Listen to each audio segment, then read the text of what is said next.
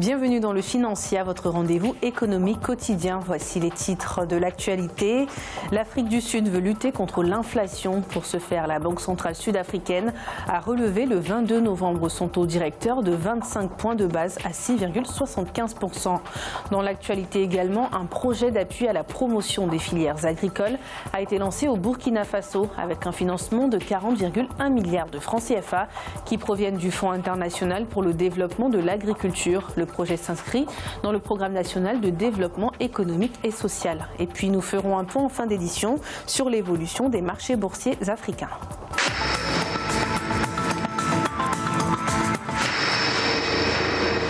Lutte contre l'inflation en Afrique du Sud. La Banque centrale du pays a annoncé la hausse de son taux directeur de 25 points de base à 6,75%. Durant le mois de septembre 2018, le taux d'inflation dans le pays avait enregistré une hausse de 4,9% par rapport à la même période en 2017. Des précisions avec Aïssatou Bari et Ange Nomenio. La Banque centrale sud-africaine a relevé le 22 novembre 2018 son taux directeur de 25 points de base à 6,75% pour tenter d'empêcher une montée en flèche de l'inflation. Il s'agit du premier relèvement du taux directeur de la banque depuis mars 2016. En juillet, l'inflation avait atteint 5,1%, ce qui représentait son plus haut niveau depuis 10 mois. C'est une bonne décision qui arrive à bon moment, parce que vous savez que l'Afrique, c'est l'aspect du contrôle de sa monnaie, une priorité.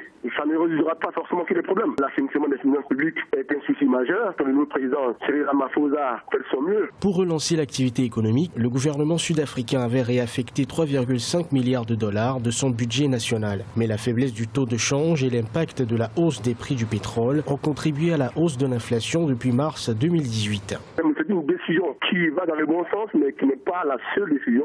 Il faut effectivement, après assainir les finances publiques, il faut rassurer les investisseurs par une équipe dirigeante forte qui ne soit pas marquée par des scandales. Il y a aussi la politique extractive, le secteur minier, très important, et même le secteur touristique. Tous ces secteurs-là, ils doivent permettre d'amener le gouvernement à réduire le chômage. Selon l'Agence sud-africaine des statistiques, l'inflation en Afrique du Sud a enregistré une hausse de 4,9% durant le mois de septembre 2018, comparativement à la même période en 2017. Elle reste cependant dans la fourchette située entre 3% et 6% fixée par le Comité de politique monétaire.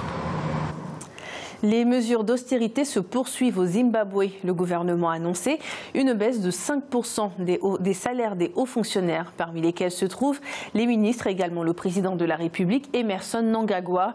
Les salaires des fonctionnaires, qui représentaient jusqu'à près de 90% des revenus du pays, seront donc revus à la baisse puisque le pays est plongé dans une crise économique et financière depuis 2 décennies, estimée à 6,6 milliards de dollars. Le budget 2019 a été intitulé « L'austérité nous conduira à la prospérité ».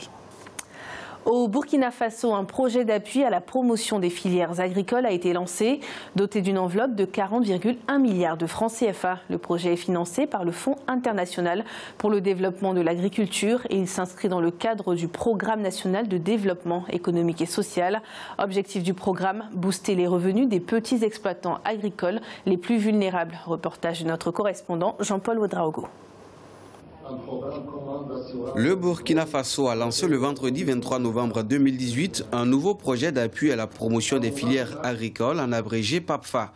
Destiné à booster de 50% la productivité du secteur primaire, le projet, dont le coût total est estimé à 40,1 milliards de francs CFA, vise entre autres objectifs ultimes l'amélioration du taux de commercialisation des produits agricoles de 4 principales filières, en l'occurrence le riz, le sésame, le niébé, le maraîchage et l'approvisionnement de l'industrie agroalimentaire en intrants agricoles. Pour une initiative entamée en 2015, le gouvernement s'est totalement investi pour en faire un projet d'envergure couvrant les plus grandes régions de production agricole du Burkina Faso. Le projet, qui va durer 6 ans, est selon le gouvernement une réponse au problème de chômage des jeunes qui se pose avec acuité. Il est financé par le Fonds international pour le développement de l'agriculture FIDA et entend se focaliser dans les plus grandes zones de production agricole que sont les régions de la boucle du Mouhoun, les Cascades et les Hauts-Bassins. Ce qui est important dans la vie pour un jeune, pour un citoyen, c'est d'être indépendant matériellement et financièrement. Ce n'est pas la nature de l'emploi qui est importante. L'essentiel est que ce soit un emploi décent. Les productions du secteur agricole emploient 86% des actifs burkinabés. Ce financement s'inscrit dans le modèle de transformation économique et sociale que propose le PNDS de 2016 à 2020. Au total, 57 000 ménages vont en bénéficier à travers, entre autres actions, la mise en place de 918 sous-projets d'accès au marché, la réhabilitation de 3 000 hectares de bas-fonds, la réalisation de 800 hectares de périmètres maraîchers et l'aménagement de 100 km de pistes de desserte. Les exportations de cacao en Côte d'Ivoire pourraient enregistrer des chiffres records. Pour la saison 2018-2019, en octobre dernier, les ports ivoiriens ont accueilli 420 000 tonnes de cacao à la mi-novembre, soit une hausse de 47%. D'ici la fin de la saison, la production pourrait atteindre 2,2 millions de tonnes, un record qui ne contribuera pourtant pas à mettre de l'ordre dans le marché mondial qui est en surabondance. En effet, après avoir atteint début novembre plus de 2 400 $ la tonne, soit son plus haut niveau depuis le mois de juillet, le cacao est reparti à la baisse. Selon le Fonds monétaire international, l'économie mozambicaine pourrait enregistrer une croissance située entre 4 et 4,7% pour l'année 2019. Les efforts liés au maintien de la paix et à la stabilisation monétaire seraient à l'origine de ces prévisions. Toutefois, l'institution internationale met en garde sur l'importance de maintenir un déficit budgétaire en dessous ou égal à 1,5% du PIB. Nous allons écouter un extrait du rapport du FMI. L'objectif devrait être atteint grâce aux efforts déployés par l'État pour instaurer une paix durable, à l'assouplissement progressif des conditions monétaires ainsi qu'à l'apurement des arriérés de paiement intérieurs aux fournisseurs. Le gouvernement est invité à recourir essentiellement à des dons extérieurs et à des prêts hautement concessionnels, tout en veillant à ce que l'émission de garantie de dette suive strictement les procédures d'approbation établies en décembre 2017. Nous allons à présent faire le point sur l'évolution des marchés boursiers africains. En Afrique australe et dans l'océan Indien, les marchés boursiers de l'île Maurice étaient en chute de 0,19%. La bourse de Johannesburg perdait 0,96%. L'indice de Nairobi était en chute de 0,5% et l'indice Gaborone restait stable. En Afrique de l'Ouest et centrale, la BRVM d'Abidjan chutait de 0,30%. L'indice nigérian était en baisse de 0,46% et la bourse du Ghana perdait 0,03%. En Afrique du Nord, la bourse marocaine chutait de 0,33%.